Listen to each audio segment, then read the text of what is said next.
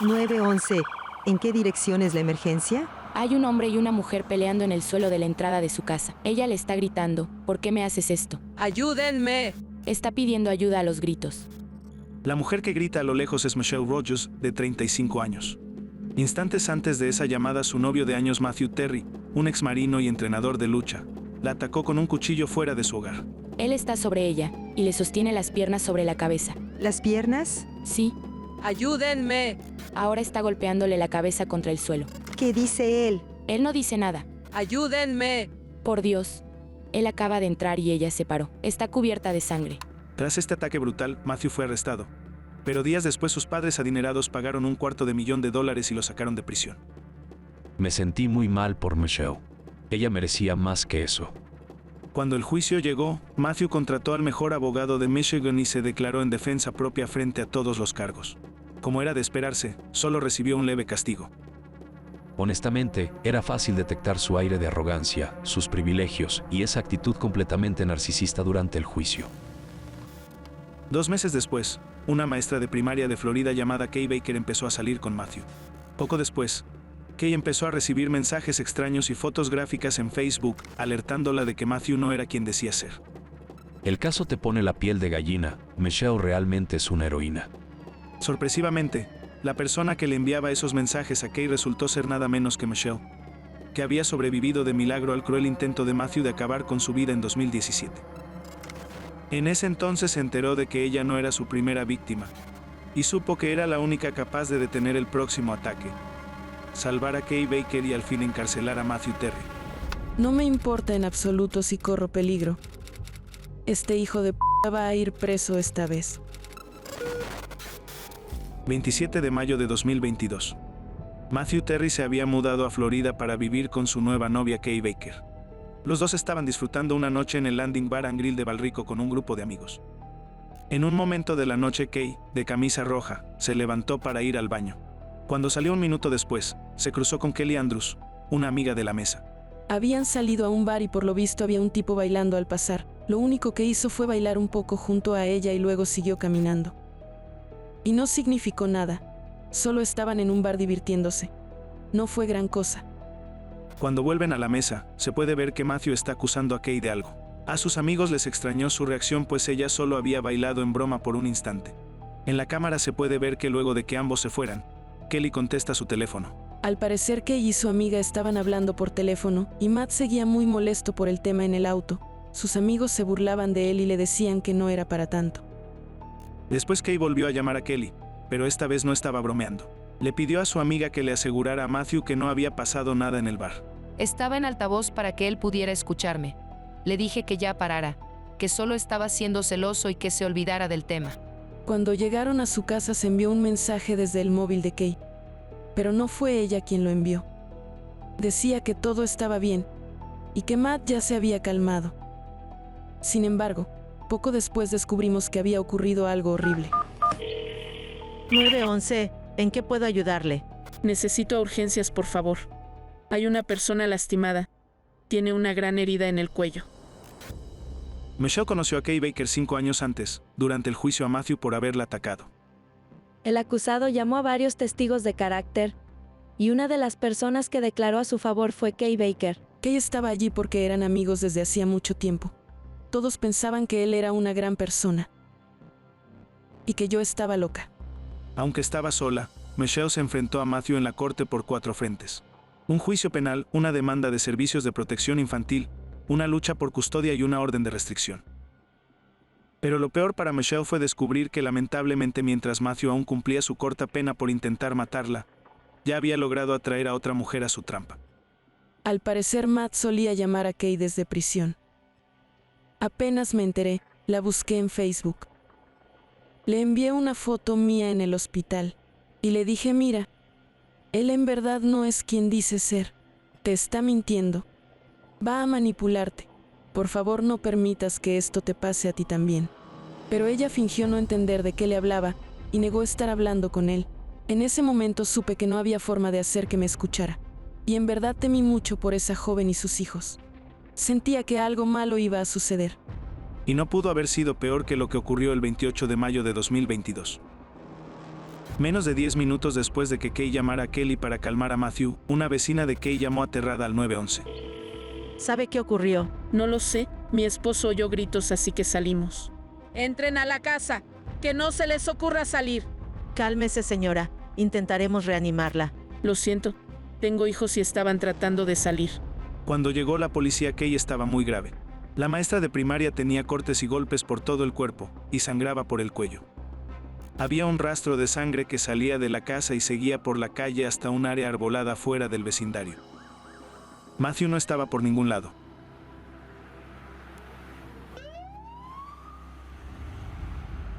Tú puedes, cariño. Dios mío, ¿Qué sacaste? Por Dios. vaya, Increíble. Míralo. Tómate una foto con él. no quiero. Ten, agárralo de aquí. Esto se filmó en julio de 2015. En el video se puede ver cómo Matthew Terry le enseña al hijo de Michelle a pescar. Con lo poco que sabía de Matt Terry en ese momento, pensaba que no era tan grave. Al menos parecía ser un buen tipo. Así es como se manejan los manipuladores y abusadores. Primero te muestran los buenos momentos, pero luego llegan las pesadillas. Poco después la pareja tuvo un hijo, así que decidieron mudarse juntos. Pero en los 2 años que pasó con Matthew, Michelle no pudo evitar percibir que había algo extraño en él. Luego de salir con Matt por algunos meses, comencé a notar un lado diferente de él. Había ciertas ocasiones en las que bebía más de la cuenta. Y en esos momentos no se entendía nada de lo que decía. Parecía que hablaba pero no decía palabras. Bebía mucho y se volvía muy agresivo. Una vez, Matthew le lanzó una sartén caliente a Michelle mientras ella sostenía a su hijo recién nacido. Luego salió corriendo de la casa y cerró la puerta de un golpe. Unos minutos después volvió. Me rodeó con sus brazos mientras yo alimentaba al bebé y me dijo que jamás nos haría daño a mí o a nuestro hijo. Salir de una relación abusiva siempre es sumamente difícil. Y parecía aún más complicado ahora que Michelle y Matthew tenían un hijo juntos. Ya no era feliz en la relación, pero hice un esfuerzo por mi hijo.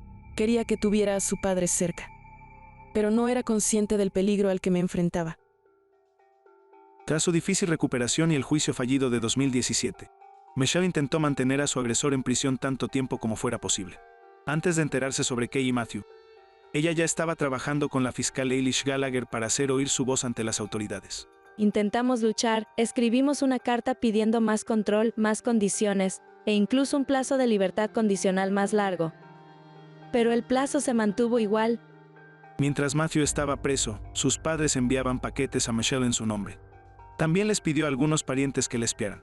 Sentía que Michelle debía estar preocupándose constantemente por su seguridad, y me sentía impotente por no poder hacer más por ella, porque ya se había decidido la libertad.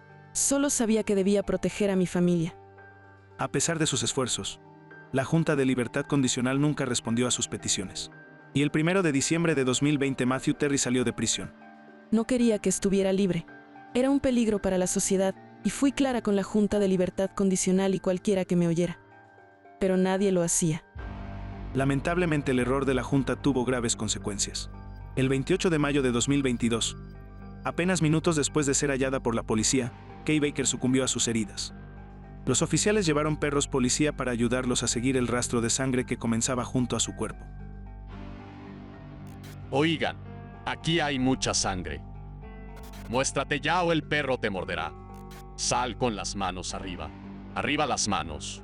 Mantén las manos arriba. El perro te atacará.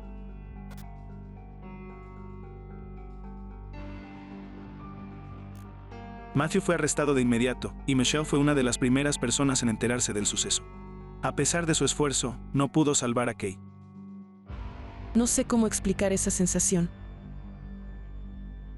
Me sentí como si estuviera fuera de mi cuerpo por un tiempo.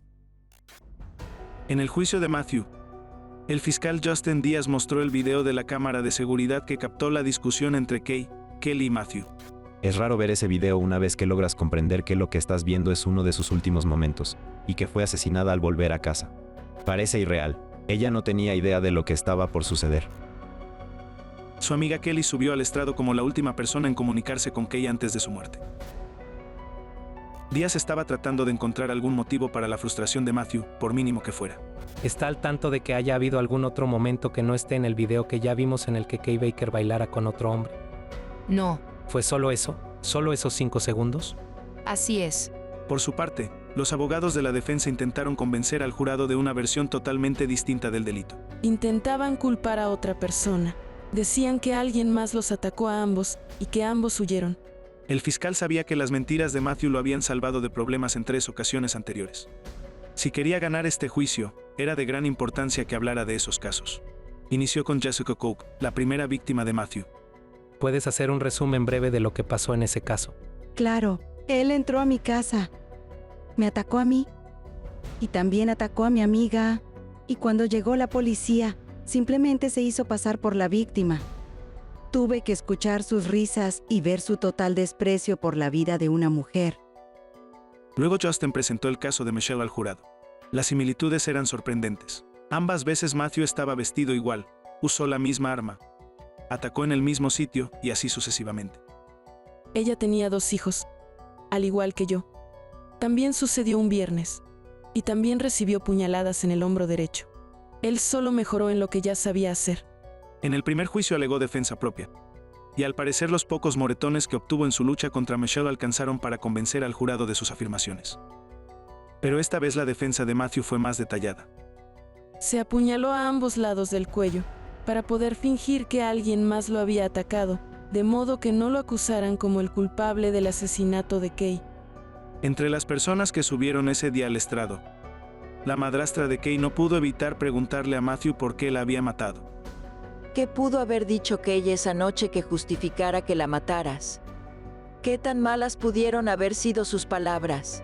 ¿Acaso dijo que Michelle tenía razón? ¿Fue por eso que la condenaste a muerte? Temía por la vida de Kay. Y espero que tú temas por la tuya. Una vez que un experto demostró que las puñaladas de Matthew solo se las podía haber hecho él mismo, su defensa se desmoronó. Pero su equipo de abogados de élite ya planeaba en consecuencia. En mitad del juicio cambiaron de rumbo y empezaron a alegar defensa propia para reducir su pena lo más posible, como habían hecho 5 años antes en el caso de Michelle. Él decía que fue en defensa propia, y había convencido a todos sus amigos y familiares de ello. Para ese entonces el fiscal Díaz ya estaba cansado. Necesitaba un testigo fuerte para alejar esa idea de la mente del jurado. En ese momento su gabinete decidió contactar directamente a Michelle. Se contactaron conmigo y me explicaron lo que estaba pasando en Florida. Les di todos los videos, la documentación, todo lo que necesitaban. En ningún momento pensé en no involucrarme. Quería ver a ese hijo de preso. Aunque no había podido evitar el último ataque ni salvar a Kay, Michelle seguía decidida a detener a Matthew. No tenía dudas. Era lo que debía hacer para que se hiciera justicia, y por la seguridad de mis hijos y la mía. Era lo que debía hacer por Kay Baker y su familia. A mis ojos no había otra opción. Michelle fue llevada al estrado, juró decir la verdad y le pidieron que señalara cada cicatriz del ataque de Matthew. En la mejilla izquierda tengo 2 cicatrices de mordidas. Por aquí tengo una pequeña cicatriz de puñalada. Esta es otra cicatriz de puñalada, y luego tengo otra cicatriz bajo la ceja. En el hombro derecho tengo 3 cicatrices de puñaladas. Y también tengo cicatrices de mordidas aquí en el brazo. Al día siguiente, le pidieron a Michelle que repitiera su testimonio del primer juicio. En ese momento estaba claramente muy borracho, y recuerdo que rodeó la encimera y vino hacia mí. Me alejé un poco. Me protegí y le pregunté asustada qué estaba haciendo. En ese momento ambos caímos al suelo. Le grité que él sabía que lo amaba y que por qué estaba haciendo eso. Dijo que era mentira que lo amara, que me fuera a la mierda y que iba a matarme.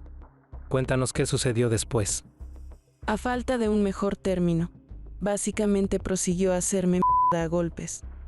Yo trataba de escapar todo el tiempo, pero él no dejaba de golpearme la cara. Para ese momento había sangre por todos lados. ¿De dónde salía la sangre? Creo que de mi nariz, porque me había roto la nariz. Y en ese momento estaba agarrándome la cabeza con ambas manos y golpeándome con fuerza contra el suelo.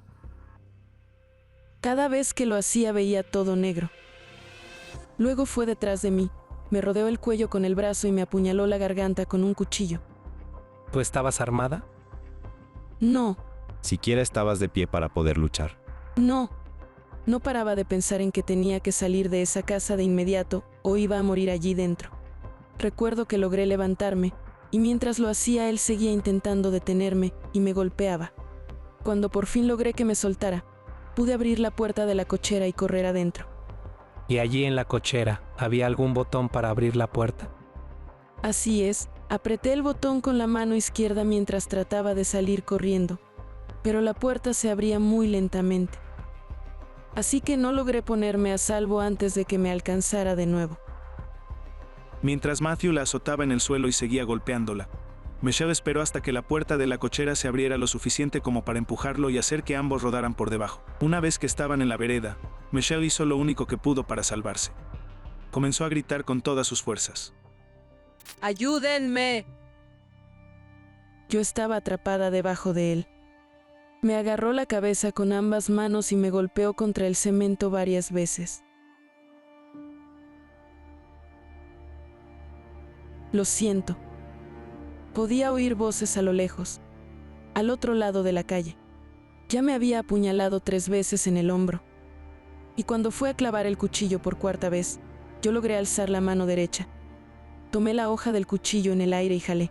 En ese momento yo estaba boca arriba, y recuerdo que cuando el cuchillo pasó por mi cara temí que me lo fuera a clavar en el ojo. Y mientras sucedía todo esto estabas gritando por ayuda, luchando y pidiéndole que se detuviera. Así es, vivíamos bastante cerca del hospital. Y como los vecinos en ese momento estaban hablando con el 911, aunque yo aún no lo sabía, ya se escuchaban las sirenas acercándose. Las escuchaba a la vuelta de la esquina. En ese momento, él se levantó y entró corriendo a la casa. ¿Y tú qué hiciste? Corrí hacia las voces de los vecinos que me estaban llamando y me decían que me acercara a ellos. Pero luego de cruzar la calle, me desplomé en su jardín delantero. Michelle sufrió una conmoción severa, tenía la nariz rota y 7 puñaladas. Su bebé de 1 año estaba dentro de la casa cuando pasó esto. Hay un bebé adentro. Vamos. Hay que encontrar al bebé. ¿Dónde está el bebé? Busquen al bebé. Te sigo. Despejado. Hola, precioso.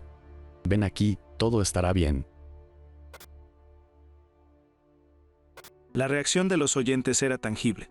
¿Quién sabe qué le habría pasado al hijo de Michelle si la policía no llegaba a tiempo? Y su testimonio tuvo un efecto similar. Su cruda historia de supervivencia conmocionó a todo el jurado.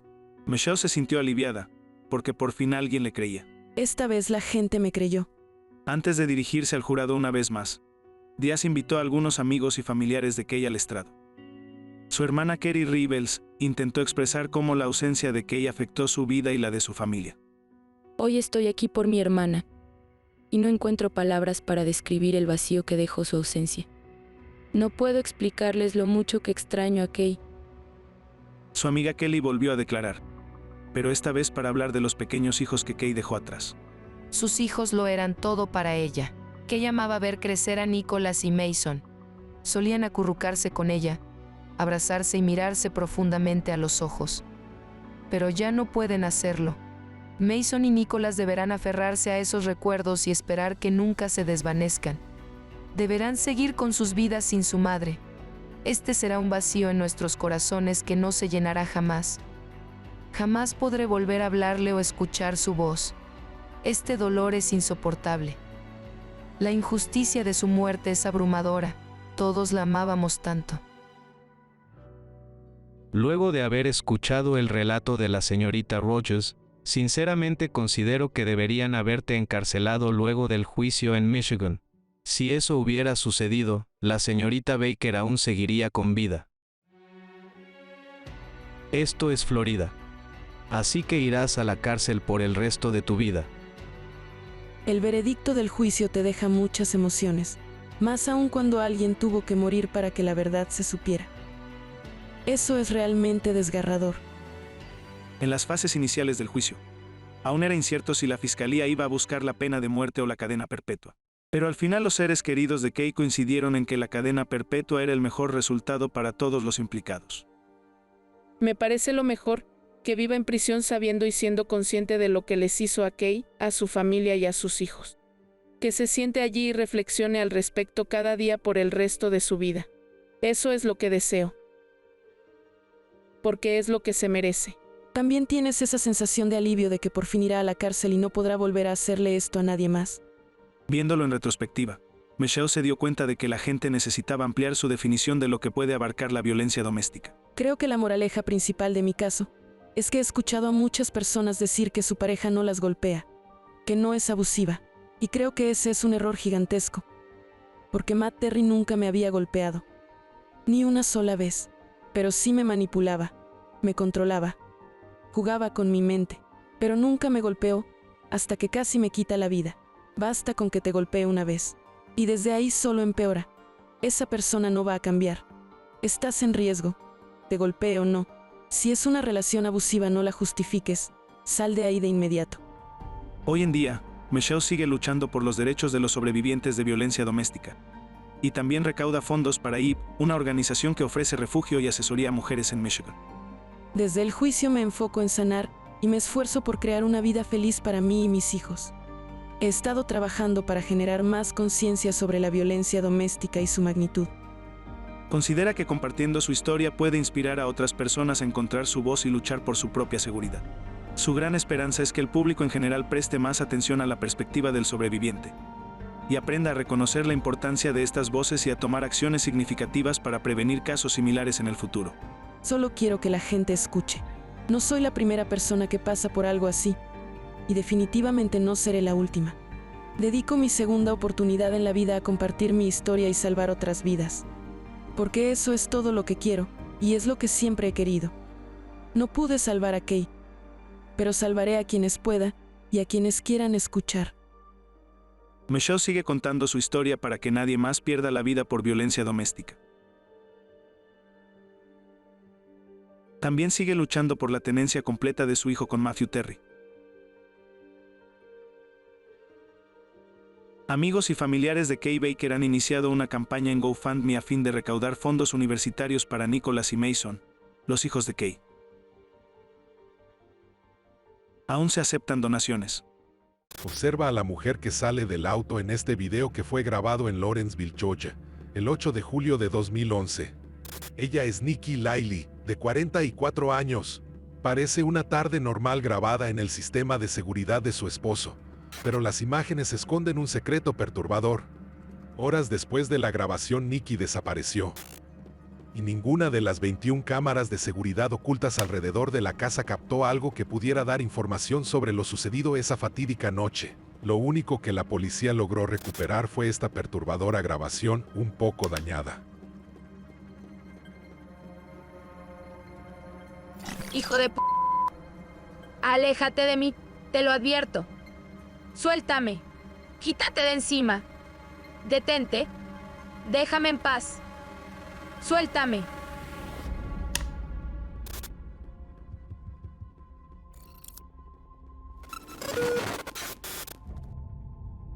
«15 años antes, la pequeña Alex de 5 años vivía con Nikki, que en ese entonces era madre soltera en la ciudad de Athens, en Georgia. Desde pequeña, Alex ya había sido testigo del divorcio de sus padres y de cómo su madre conocía gente en línea. No creo que mis padres hicieran una buena pareja. Mi papá abandonó la secundaria en 9º grado y continuó su vida en el mundo laboral. Y mi mamá estaba haciendo su maestría, así que sus vidas iban por caminos diferentes. El divorcio y ser madre soltera habían sido muy difíciles para ella. Así que esa relación fue su refugio. Nikki conoció a Matthew Liley en una sala de chat. Era un carismático neoyorquino experto en tecnología. Luego de algunas citas en línea, él se mudó con ella. 2 años después, Nikki quedó embarazada de Amanda y el 14 de febrero de 1998 se casaron. Era una típica historia de amor que le cuentas a tus amigos. Cuentas cómo tus padres estaban tan enamorados que se casaron el día de San Valentín. Mis padres siempre se veían felices, entonces todo parecía ir muy bien. Pero lejos de su hermana, Alex vivía momentos difíciles con Matthew.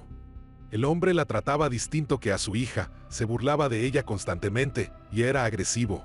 Pero Alex no se dejaba pisotear. Tengo mucho carácter como mi mamá, y yo también lo enfrentaba. A veces tenía una furia cegadora y lo insultaba a la cara. Puedo decir con seguridad que él nunca me cayó bien ni me interesó en lo más mínimo. En ningún momento. Como si eso no fuera suficiente, su relación siguió deteriorándose cuando Matthew decidió instalar cámaras en toda la casa, después del robo de una bicicleta. Había 21 cámaras en total, y algunas del interior hasta grababan audio. Eso me hacía sentir muy incómoda, hasta había una cámara frente al sofá de la sala de estar. O sea que te vigilaban hasta cuando mirabas la televisión. Las cámaras no solo vigilaban, sino que también grababan. A mí no me parecía raro tener cámaras en casa. Era bastante interesante porque mi papá revisaba las grabaciones de la noche anterior y a veces me mostraba cosas. Por ejemplo, una noche había un ciervo. Después de instalar las cámaras en la casa, Matthew se obsesionó con la seguridad del hogar e hizo planes para convertir su pasión en un negocio. Para apoyarlo y saldar algunas deudas acumuladas a lo largo de los años, Nikki comenzó a trabajar más, a veces trabajaba más de 65 horas a la semana. Y ese hecho trivial tuvo graves consecuencias. Matthew estaba convencido de que Nikki estaba teniendo una aventura. Recuerdo que hubo un momento en el que comenzaron a discutir casi todas las noches, y eso hacía que me despertara más seguido. Podía escuchar a mi mamá gritar, lanzar cosas y también maldecir. Estoy harta de tus acusaciones. No pienso seguir escuchando toda tu mierda. Eres un loco de mierda. Puedes irte al fuera de aquí. Esta situación era dura para las tres hermanas, y en especial para Alex, que había soportado el mal comportamiento de Matthew por años. A los 16 años se cansó de los maltratos y decidió irse a vivir con su padre biológico. Alex nos dijo que ya no viviría con nosotras porque se iba a mudar.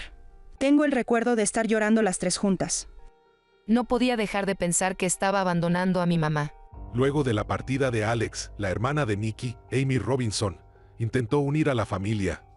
En 2011, organizó un día de spa para Nikki, Alex, Amanda y Rebecca, la hermana menor, con el fin de recomponer la relación. Pero ese sería el último encuentro entre las tres chicas y su madre. En las fotos de ese día se ven todas muy felices. Fue divertido, y estoy muy feliz ahora de haberlo hecho en ese momento. Ese día, Alex les explicó a sus hermanas que irse era su única solución, y Amanda le aseguró que no le guardaba rencor. En los 3 años desde la partida de Alex, Amanda entendió que la situación con su padre era insostenible y que había que hacer algo. Ella me miró a los ojos y me dijo, esto es lo mejor que puedes hacer. Pero sin Alex, la situación para Nikki empeoró, ya que Matthew comenzó a espiarla, pues creía que estaba escondiendo algo. Estoy grabando a mi esposa, le puse un rastreador. Y con esto, Nikki llegó a su límite. Me llamó y me dijo que estaba harta de toda la desconfianza. Me confesó que por eso odiaba a su esposo y que el matrimonio se había terminado. 2 semanas después, Amanda oyó a sus padres gritar durante la noche. Y luego de un tiempo ella salió furiosa. Y a la mañana siguiente cuando me desperté, mamá no estaba. Matthew calmó a Amanda y a Rebecca y les aseguró que su madre se había ido solo por un rato. Sin embargo, pasaron 2 días sin señales de ella. Las chicas estaban muy preocupadas y le pidieron a Matthew que llamara a su tía Amy, pues quizás Nikki había ido a su casa tras la pelea. Contesté y era Matt. Me preguntó si sabía algo de Nikki. Le dije que no y le pregunté qué había pasado, y me dijo que Nikki había desaparecido. Yo no lo podía creer. Me contó que no había visto a Nikki desde el viernes a la noche. Y yo le dije que debía llamar a la policía inmediatamente. Matthew denunció la desaparición de Nikki el 11 de julio y explicó su teoría del paradero a Amy, su hermana y a los oficiales. Era posible que ella se escapara con alguien, ya que era ella quien hacía el dinero. Quizás lo estaba escondiendo en una cuenta bancaria secreta. En los días siguientes, Matthew se apegó a su relato y agregó detalles que perjudicaban la imagen de Nikki. Pero Amy y Alex no entendían. Matt dijo que ella había estado teniendo ataques de nervios. Dijo que estaba enloqueciendo. Mi madre no presentaba ningún tipo de indicio de locura. Pasaron 2 semanas sin demasiada investigación o atención de los medios, hasta que Alex tuvo una idea. Decidió organizar un equipo de búsqueda para que la prensa cubriera la desaparición de su madre. La historia de una mujer adulta desaparecida no era tan interesante para los medios, pero sí les interesó que 100 personas con camisetas rojas la buscaran. Recuerdo que nos encontramos en el Walmart cerca de su barrio, y fueron más de 100 personas. 15 minutos después de empezar la búsqueda, y mientras las cámaras comenzaban a grabar, se escuchó un grito que venía del bosque. Estábamos a punto de entrevistar a la hermana de la mujer desaparecida cuando empezamos a escuchar gritos que venían de ese bosque. Perdí el conocimiento, no recuerdo nada, pero en cuanto volví en mí, salí corriendo. Y corrí hasta donde estaba la cinta que demarcaba la escena del crimen. Ven aquí. Esperó 2 días para denunciar su desaparición. Matthew me dijo que habían tenido una pelea enorme y que ella no estaba bien. Me contó que Nikki estaba teniendo ataques de nervios, pero yo la vi hace 2 semanas y estaba bien. Estoy rezando para que no sea ella. Pero si lo es, sé que está con Jesús, está con Dios. Vamos a acercar esta área. Los investigadores están hablando con el esposo de Laili y registrando su casa, pero no lo consideran un sospechoso. Hasta Amy, que conocía mucho a Nikki, no sospechaba de su esposo. El comportamiento tranquilo de Matthew Laili y sus ganas de proteger a su joven hija parecían nobles en ese momento. Matt estaba enfocado en mantener el clima de calma y evitar que las niñas entraran en un estado de pánico debido a la muerte de su mamá. Parecía que estaba intentando protegerlas. No sabíamos los detalles de lo que le había pasado, solo nos informaron que la habían encontrado muerta. Con solo 19 años, Alex se convirtió en la voz de toda la familia. Solía hablar en televisión, hablaba sobre la difícil vida de su madre y tenía que lidiar con la culpa que sentía por haberla abandonado 3 años antes. Fue la peor experiencia de mi vida, y espero no volver a tener que pasar por ese tipo de dolor nunca más. Es muy difícil para mí estar parada aquí, porque con 19 años nunca pensé que esto pudiera pasar. Tras el hallazgo de Nikki, las autoridades pusieron a cargo del caso al sargento Richter, la fiscal Jones y al detective Everson. Los 3 examinaron el lugar del hallazgo. Fue terrible encontrar el cuerpo de Nikki tendido en el suelo, expuesto al terrible calor de julio y desnudo bajo una pila de hojas. Fue difícil de aceptar. Los detectives hallaron 2 pistas que fueron clave en el informe de autopsia. La primera fue que los pies de Nikki estaban limpios. Claramente ella no había caminado al bosque, sino que la habían cargado hasta ahí. Y la segunda fue la presencia de drogas en su sangre. Los resultados toxicológicos revelaron una medición alta de gamma hidroxibutirato, o GHB, que es una sustancia conocida como la droga de la violación. Lo que no sabíamos era si alguien le había administrado esa droga a Nikki con el propósito de dominarla o de quitarle la vida. El detective Everson decidió investigar a Matthew, quien aún no era considerado sospechoso. Cuando supo que el hombre tenía un sistema de seguridad que grababa lo que ocurría a toda hora, el detective fue a la casa de los Laili para ver qué hallaba. Nunca antes había visto ese tipo de seguridad en una casa. Me di cuenta de que eso podría ser una mina de oro llena de pruebas, porque mostraba la casa desde todas las perspectivas posibles. Pero no sería demasiado fácil. Por el contrario, después de copiar el disco duro de Matt, Everson se dio cuenta de que había más de 500,000 de archivos de video, y ninguno de ellos tenía título, fecha u hora. Era como buscar una aguja en un pajar, porque ni siquiera estaba seguro de qué era lo que estaba buscando. Había tanto material que literalmente lo único que hice durante 4 meses fue ver videos en mi computadora, lo hacía por unas 60 horas a la semana. Finalmente, Everson halló algo, pero esto dejó al detective con más preguntas que respuestas. Por fin encontré una pista en el video del 8 de julio, la noche de la desaparición.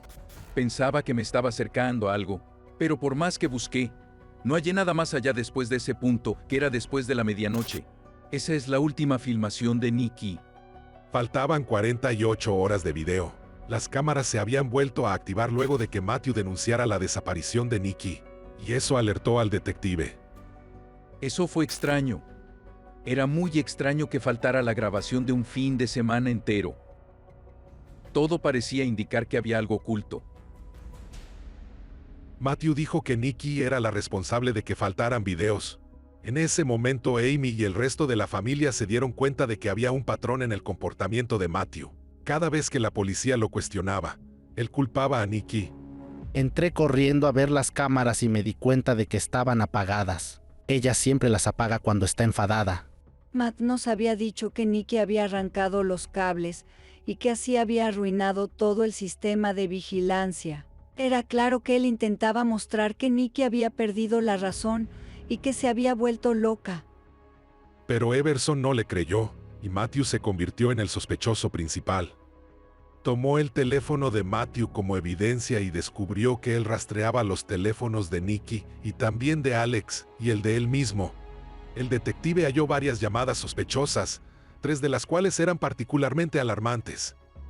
Tras la desaparición de Nikki y antes de denunciar eso a la policía, Matthew le había dicho a su cuñado que tenía los papeles para el divorcio.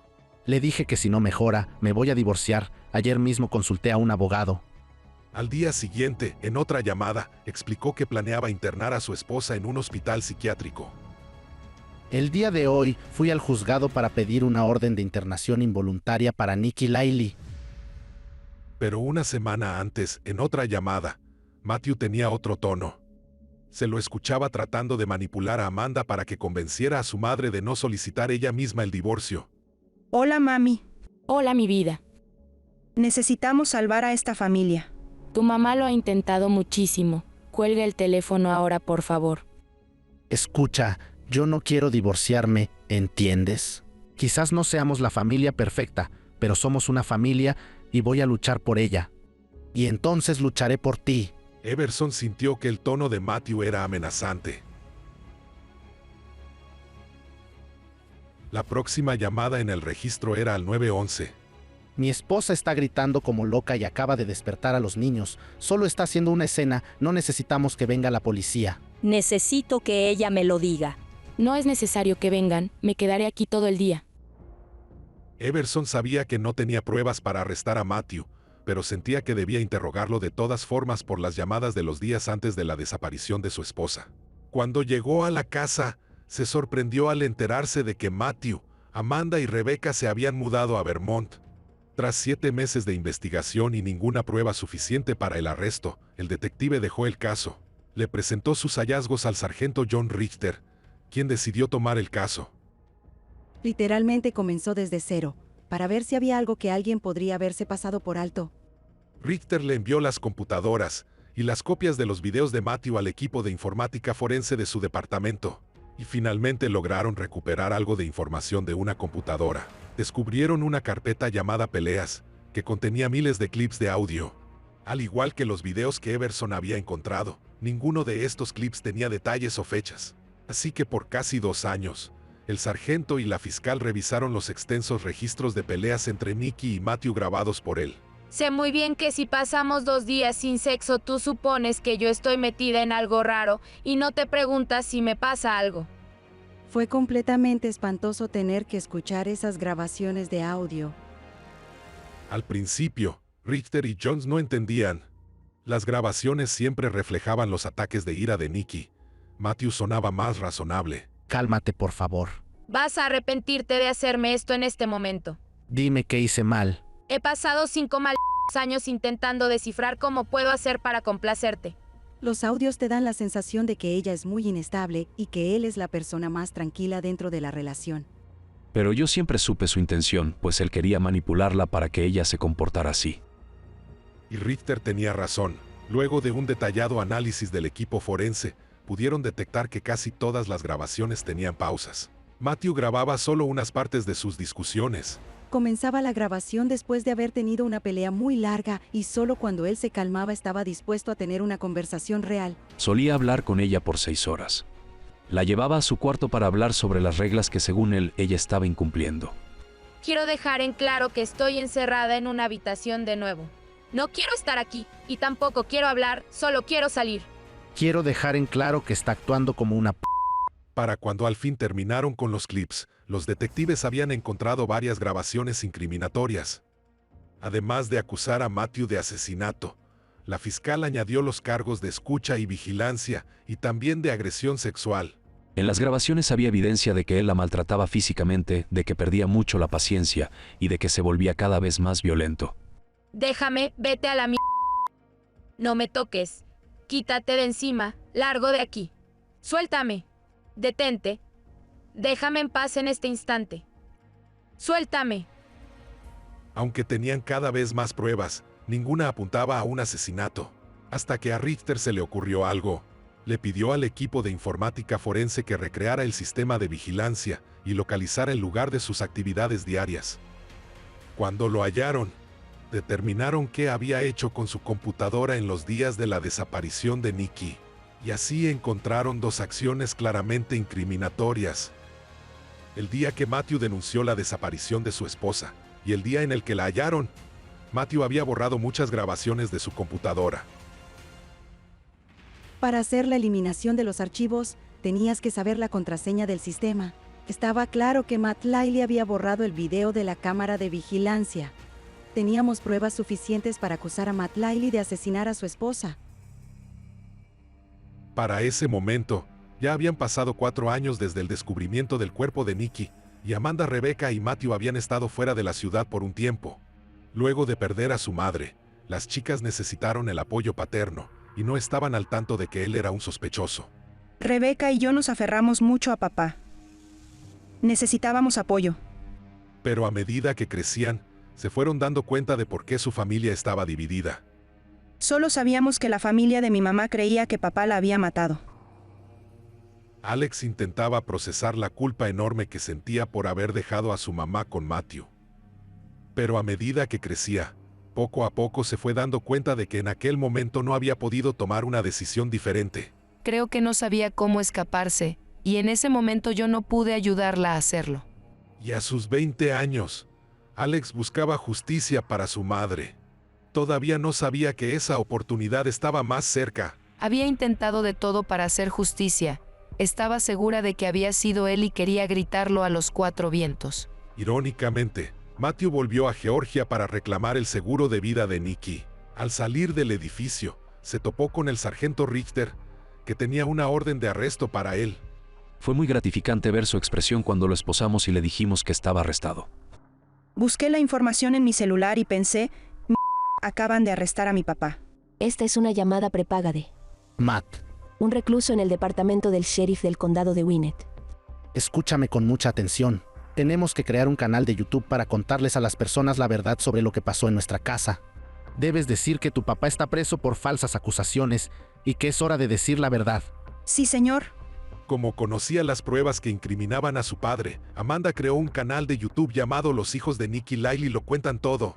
Es hora de que nosotras contemos la verdad y de que expongamos las mentiras que dicen los demás. En los videos Amanda cumplía al pie de la letra lo que decía su padre. Di algo insultante, algo así como que en esa familia son mentirosos patológicos y no quieren ventilar sus trapos sucios. La familia quiere asegurarse de que nosotros no digamos nada, porque no quieren ventilar sus trapos sucios. Matthew le decía a Amanda que cada vez que un periodista se acercara, ella debía hablarle de los videos de YouTube, y los canales comenzaron a hacer uso de esos videos. La opinión pública se dividía entre la versión de Amanda y la de Alex, quien no podía creer que su hermana la traicionara así. Para ser sincera, me duele el alma que hayan dicho cosas tan hirientes de mi familia.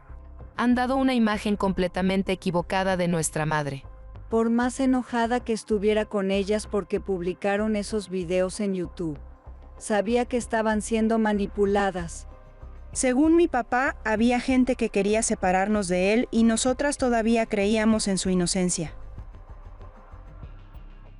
A medida que se acercaba el juicio, Matthew expuso a Amanda cosas que ninguna chica de 14 años debería enfrentar para prepararla para el proceso.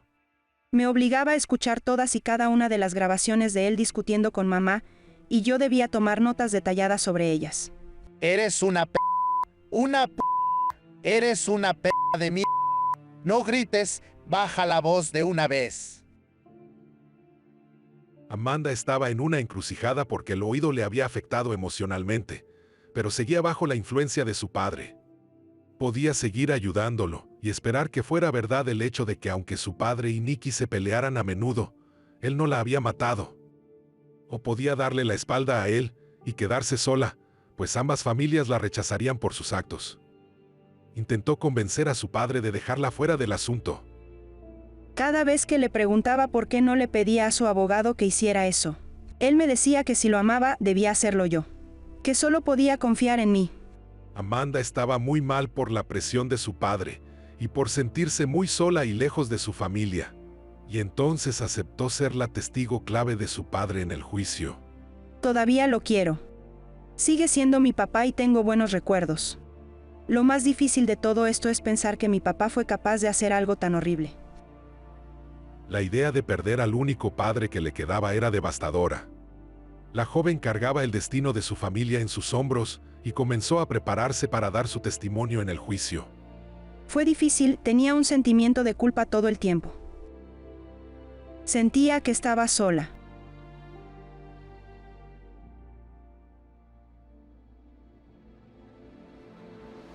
El 27 de enero de 2016 comenzó el juicio de Matthew. La fiscal Jones inició su intervención con una breve grabación de Nikki hablando con su esposo después de una de sus peleas. Bienvenido a mi mundo. Tú me mataste hace mucho tiempo. Alex estaba ansiosa por contarle al jurado y al juez todo lo que había pensado durante todos esos años. Quería que todos supieran lo que pasaba en casa. Quería que él supiera que desde el principio sospeché de él y que mi mamá nunca habría abandonado a sus hijas.